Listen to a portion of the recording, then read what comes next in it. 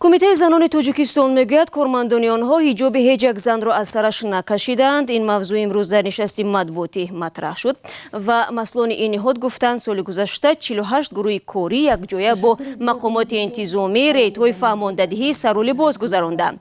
در پی این ریدها که در مناطق مختلف تاجیکستان صورت گرفت، برخی زنان حجاب پوش شکایت کردند که از آنها طلب شده است روسریشان را نه به طرز حجاب بلکه به طرز ملی، یعنی از پشت سر بندند. در این بین مسئولین کمیته زنان میگویند برخی در جامعه کارهای فهماندهی آنها را نادرست برداشت کردند.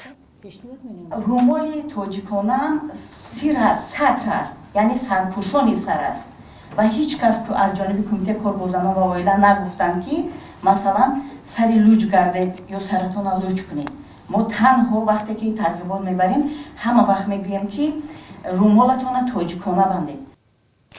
در همین حال ایدیگل قاسمزاده رئیس کمیته زنان در پاسخ به سوال آنکه تا کجا منع ورود زنان سطرپوش به مؤسسه‌های دولتی قانونی می شود گفت دستور عمل لباس‌ها الکی تهیه شده است.